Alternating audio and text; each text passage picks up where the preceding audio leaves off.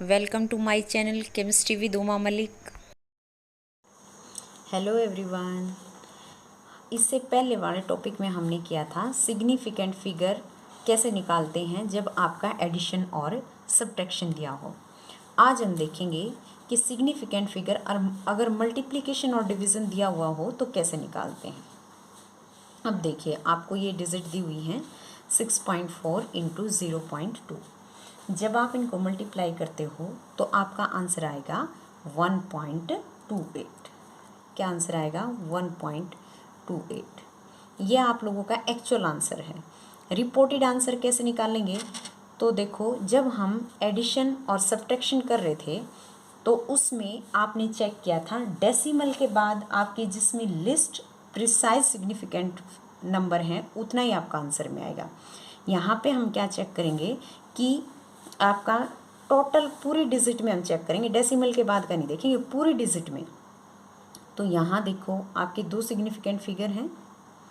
यहाँ पे है आपका एक, क्योंकि जो आपकी इनिशियल ज़ीरो होती हैं हम उनको काउंट नहीं करते।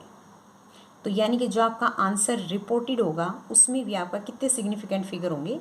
एक। यानी कि इसका रिपोर्टेड आंसर आपका आ जाएगा 1। ठीक है, तो रिपोर्टेड आंसर आएगा 1।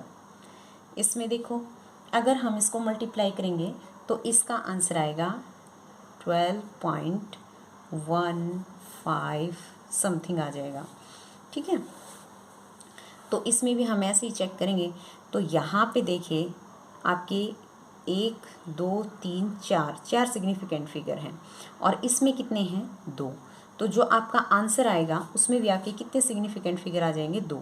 तो यहाँ पे भी जो आपका एक्चुअल आंसर है, अगर आप इसको राउंड ऑफ करोगे या रिपोर्टेड आंसर दोगे तो आपका आंसर आ जाएगा 12।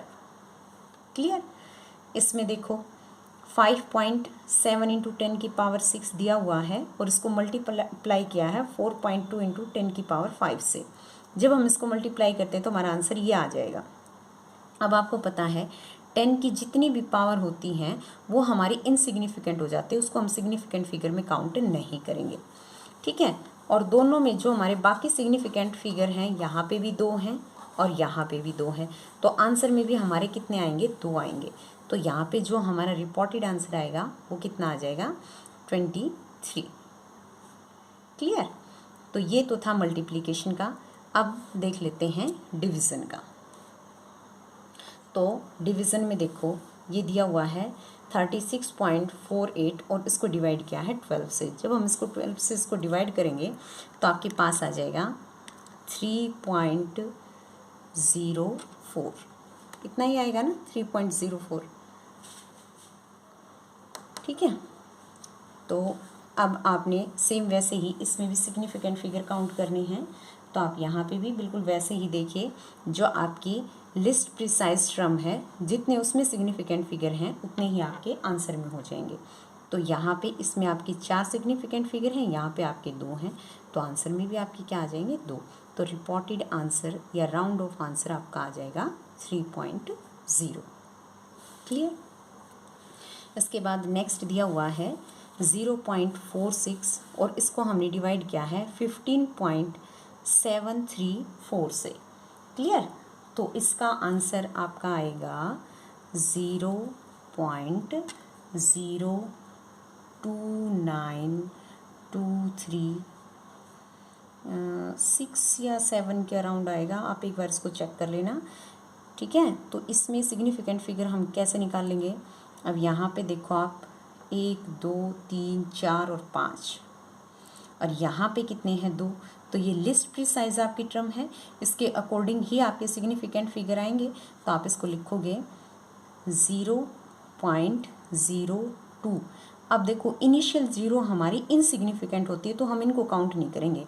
इस हिसाब से तो हमारा एक ही सिग्निफिकेंट फिगर आया, तो हम नेक्स्ट नंबर को भी यहाँ पे लिखेंगे। तो हमारा आंसर हो जाएगा ये 0.029।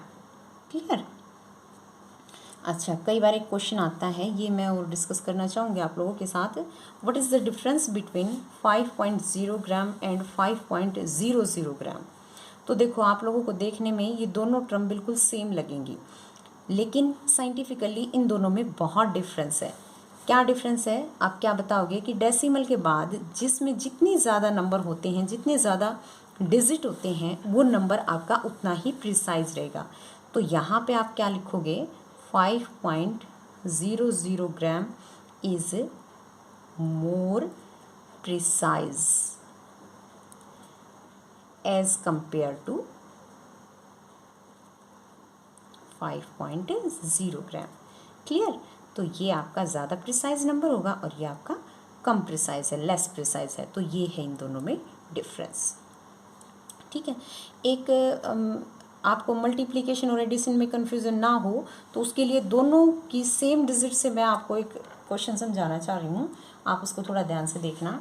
जैसे आपके पास 6.2 दिया हुआ है, अगर आप इसको मल्टीप्लाई करते हो 1.2 से और आपका 6.2 दिया हुआ है, आप इसको ऐड करते हो 1.2 से।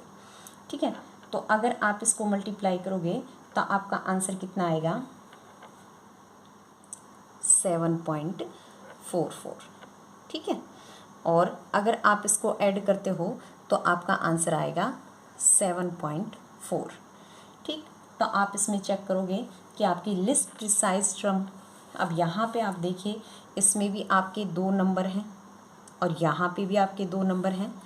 ठीक है।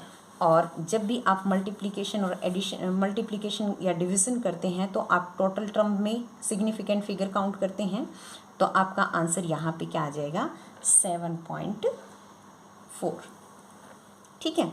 लेकिन जब आप डिवीज़न या सब्ट्रैक्शन करते हैं तो डेसिमल के बाद का चेक करते हैं। तो डेसिमल के बाद यहाँ पे कितने सिग्निफिकेंट फिगर हैं? 1। और यहाँ पे भी कितने हैं? 1। तो आपका आंसर भी क्या आएगा? ऐसा आंसर आएगा जिसमें आपके डेसिमल के बाद एक ही सिग्निफिकेंट फिगर हो। तो यहाँ पे आ जाएगा 7.4। ठीक है।